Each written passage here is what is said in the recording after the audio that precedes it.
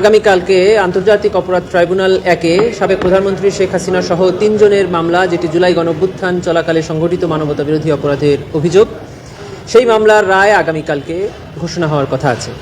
আমরা আশা করছি যে কালকেই এই ট্রাইব্যুনাল উক্ত মামলার রায় ঘোষণা করবেন। প্রসিকিউশনের পক্ষ থেকে আমরা এই মামলার রায় রিসিভ করার জন্য প্রস্তুত আছি এবং আমরা আগেও বলেছি যে এই মামলায় প্রসিকিউশনের পক্ষ থেকে যে 5টি অভিযোগ আনা হয়েছিল, প্রসিকিউশন 5টি অভিযোগই সন্দেহাতীতভাবে প্রমাণ করতে সক্ষম হয়েছে এবং প্রসিকিউশন সর্বোচ্চ শাস্তি মৃত্যুদণ্ড প্রার্থনা করেছে ট্রাইব্যুনালের। শুধু তাই নয়, এবং এই আসামিদের সম্পত্তি বাজেয়াপ্ত করে এই মামলায় বা এই ঘটনায় যারা ভিকটিম আছে, শহীদ আছে, আহত পরিবার আছে, তাদের বরাবর হস্তান্তরের প্রার্থনা আমরা জানিয়েছিলাম। ট্রাইব্যুনাল ন্যায় বিচারের স্বার্থে যে আদেশ দিক না কেন প্রসিকিউশন সেটা মেনে নেবে। এবং ইতিপূর্বে আপনারা দেখেছেন যে ট্রাইব্যুনালের বেশ স্পেশাল প্রসিডিংসগুলো আমরা ট্রাইব্যুনালের অনুমতি সাপেক্ষে সরাসরি সম্প্রচার করেছি।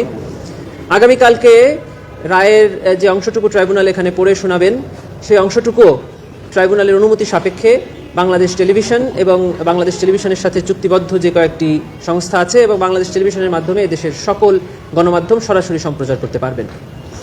এটাই। আর আমরা তো বলেছি যে আমরা সর্বোচ্চ শাস্তি আশা করি।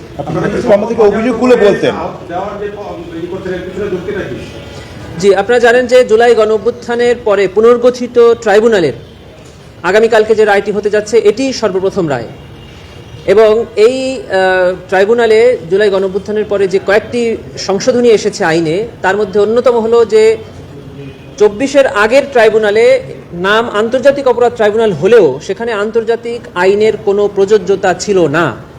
জুলাই গণঅভ্যুত্থানের পরে আইন সংশোধন করে আন্তর্জাতিক আইন অর্থাৎ রোম স্ট্যাটিউটে যে আন্তর্জাতিক আইনের সংজ্ঞা এবং অ্যাপ্লিকেবিলিটি আছে সেটা এখানে প্রযোজ্য করা হয়েছে।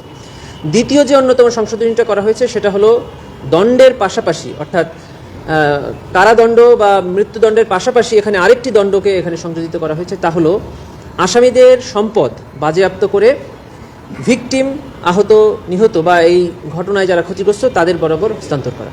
কেন আমরা এটা চাচ্ছি? যেহেতু এটা আইনে আছে এবং একটি মানুষের প্রাণের বিনিময় তো আসলে কখনোই দেওয়া সম্ভব না। রাষ্ট্র